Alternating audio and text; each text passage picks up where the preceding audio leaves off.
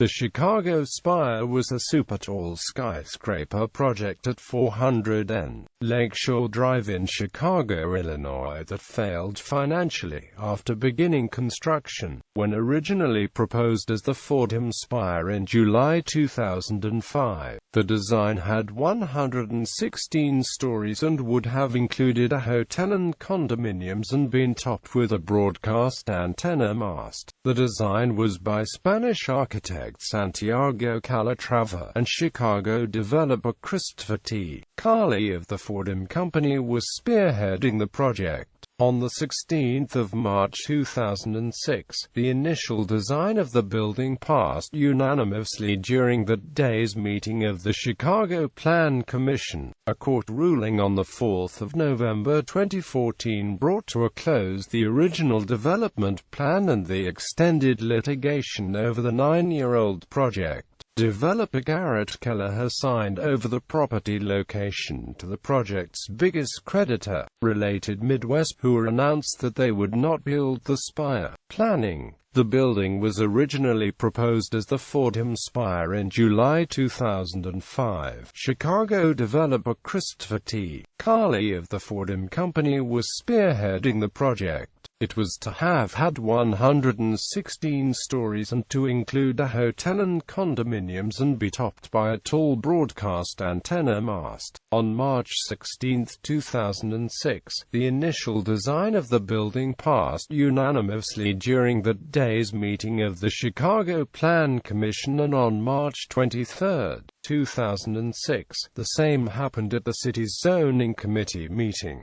On March 29, 2006, the Chicago City Council also approved the design. As part of the approval process, the council passed a measure that raised the height limit on structures at the site to accommodate the 2,000-foot design height. It would have become the second tallest building in the entire world, surpassed only by the Burj Khalifa. It would have also surpassed the CN Tower to become the tallest freestanding structure and the tallest building in the Western Hemisphere. The building was designed by Spanish architect Santiago Calatrava and was being developed by St. Patrick's Athletic owner Garrett Keller of Shelburne Development Group, Inc. There was widespread support for the original design of the building among both the residents of the immediate neighborhood and the city of Chicago as a whole, partly because the building would block less sunlight and obscure less of the skyline than the lower buildings for which the land was originally zoned. Chicago Mayor Daley said he approved of the design, stating that it was environmentally friendly.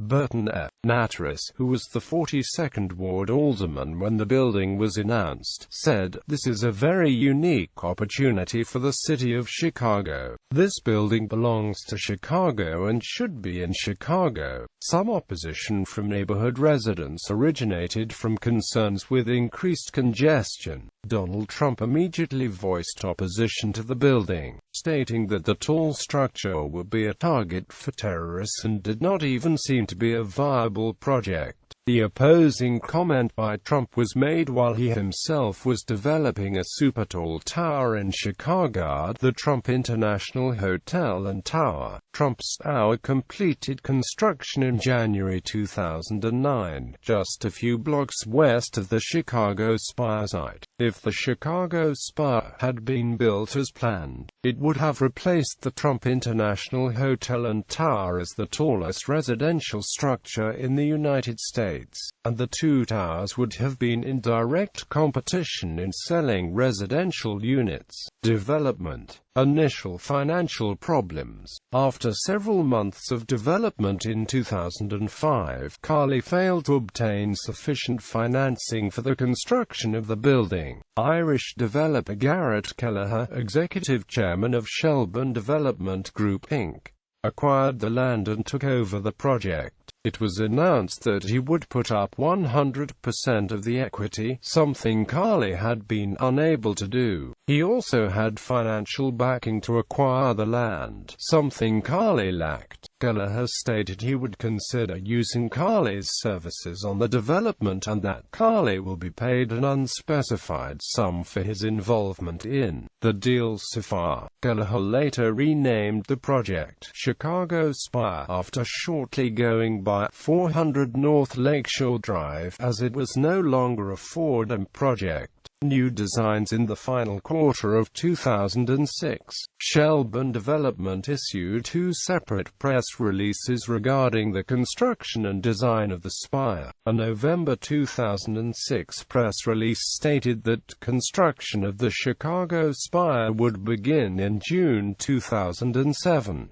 In early December 2006, Shelburne Development issued another press release stating that the design of the building had been revised. This included the removal of the hotel and the antenna mast, making the building consist solely of condominium units. The design change altered the twist to be consolidated towards the base of the building, which was also wider than the original plan. Additionally, the spire no longer tapered at the top, resulting in an increase in floor space and overall floor count. The revision also removed the separate parking structure from the original plan, instead incorporating underground parking into the spire itself. This first major redesign of the Chicago Spire was criticized by architectural critics and city officials. In late December 2006, the Chicago Tribune reported that the developer was soliciting opinions on a further revision from community leaders. Several weeks following that report, the Chicago Tribune held an exclusive interview with architect Santiago Calatrava and lead developer Garrett Gallagher. During the interview, Calatrava drew out design ideas, restoring the rotating design of the building and showcasing his vision for the Chicago Spire's lobby. On March 26, 2007, further revisions were shown during a public presentation by Shelburne Development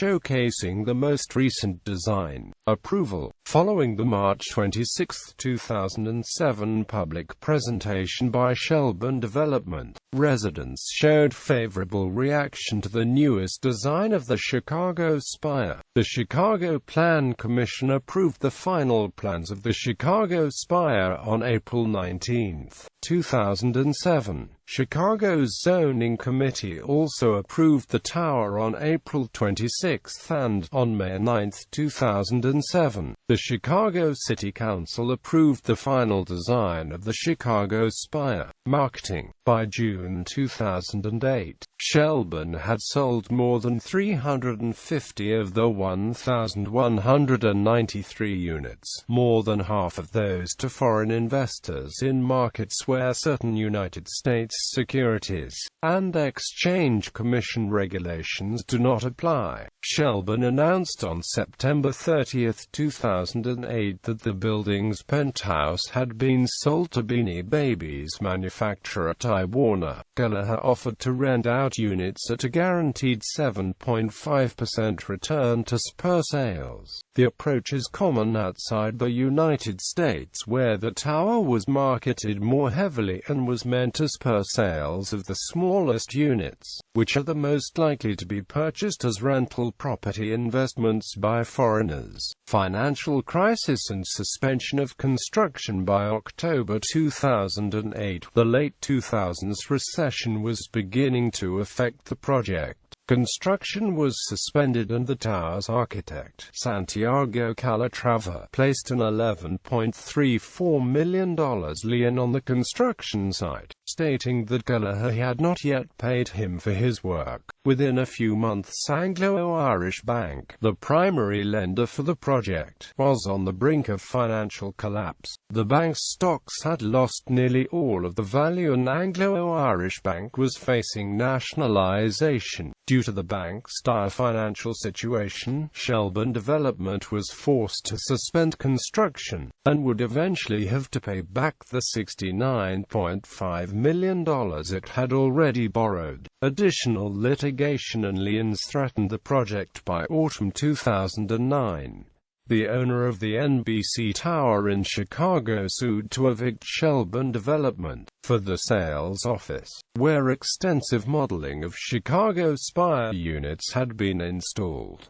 The lawsuit alleged that Shelburne was behind $316,000 in lease payments. In addition to this and other liens listed on the property, Bank of America filed a lawsuit against Shelburne Development for $4.92 million. The lawsuit was an attempt to collect that sum on two unpaid loans used for initial construction at the Chicago Spire site. After these setbacks, the AFL-CIO and Kelleher announced in late 2009 that they were discussing the potential for a $170 million land loan that would retire Kelleher's loan from Anglo-Irish Bank, pay off the outstanding liens, and restart work in exchange for making the construction a completely union job. Due to the lack of construction and the sluggish economy, Chicago unions were desperate to find work for their employees as they face near 30% unemployment. Construction of the Chicago Spire would have provided approximately 900 full-time jobs to union members for 4 years if construction had resumed. In addition to the $194 million that Kelleher has invested personally in the project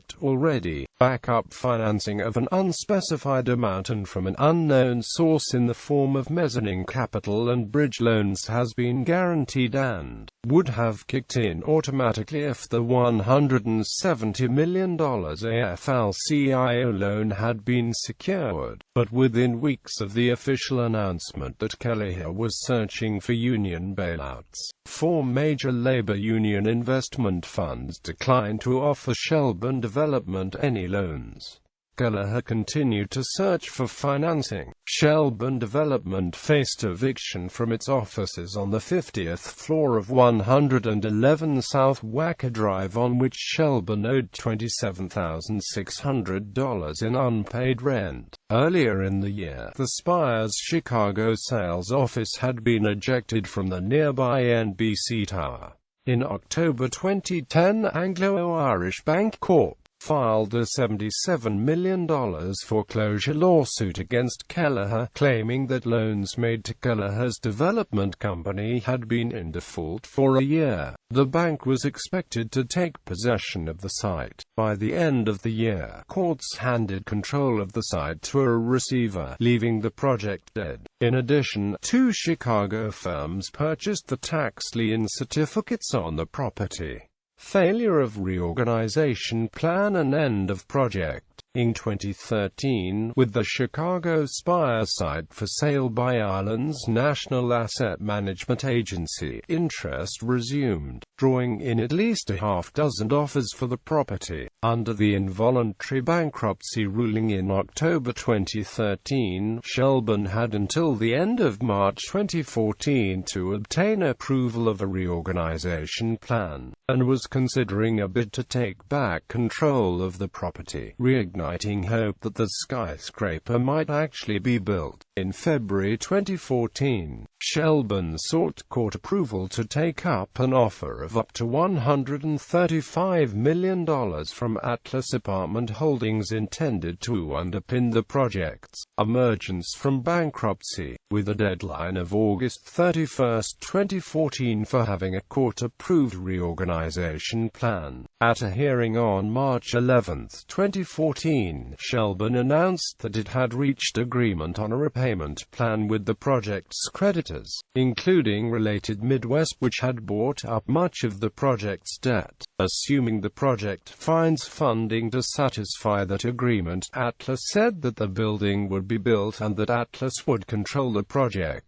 but that Kelleher would still be the developer, with the intention of building the same building planned prior to suspension of construction. However, on October 31, 2014, the developer failed to make a required payment to Related Midwest, and Related filed suit to compel Shelburne to turn over the deed to the property. On the 4th of November 2014, Garrett Kelleher signed over the property location at 400 N.Lake Shore Drive to Related Midwest. President Kurt Bailey said that Related Midwest would not build the Spire location The skyscraper was being constructed at 400 N.Lake Shore Drive, on Chicago's waterfront west of Navy Pier and northeast of the Loop, in the Streeterville neighborhood of the near Northside community area. The site is at the junction of Lake Michigan and the Chicago River, and is bordered by the Ogden Slip of the Chicago River to the north, North Lake Shore Drive to the east, the Chicago River to the south, and existing residential property to the west. The site was originally zoned for 235 to 50-story buildings.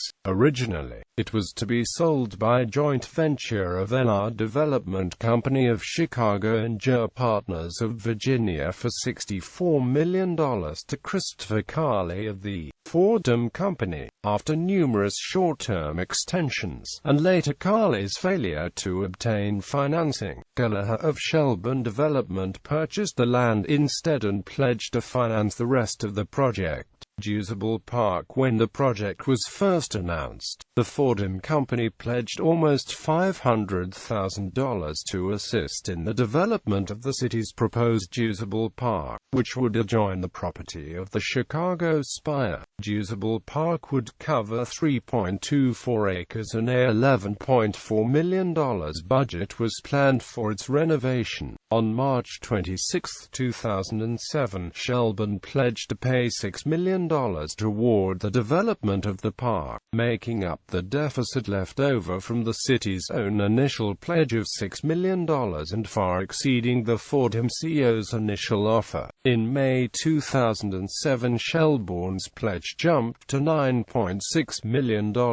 Soil tests performed in December 2000 on the soil of the proposed park showed contamination of radioactive thorium. Thorium was used by the Lindsay Light Company, which operated a location nearby. After the closing of the location in the 1930s, contaminated soil was dumped on the location of the proposed park. In March 2003, the Chicago Park District stated that the thorium cleanup on the land was incomplete. Hazards of contamination can be avoided by laying a minimum of 6 inches of concrete over any affected soil, an approach that would be more feasible for the site of the Chicago Spire than for the adjacent park. In 2012, the Chicago Park District received funding from the EPA for remediation of the site, bagging the radioactive soil and shipping it to a Superfund site. Architecture. As with many of his designs, Calatrava was inspired by themes and designs in nature for the tall, twisting skyscraper. He likened the structure to an imaginary smoke spiral coming from a campfire near the Chicago River lit by Native Americans indigenous to the area, and also related the building's newly designed pinnacle to the graceful and rotating forms of a snail shell. Standing at 2,000 feet, the Chicago Spire would have further transformed the always-growing Chicago skyline. Plans for the tower included 1,193 condominiums, with each of the building's 150 stories rotated 2.4 degrees from the one below it, for a total 360-degree rotation. In February 2008, prices for the condominiums were announced as ranging from $750,000 to $40 million USD. For supplemental structural support, each floor was to be surrounded by cantilevered corners and 4 concave sides, similar to the Willis Tower and John Hancock Center observation decks.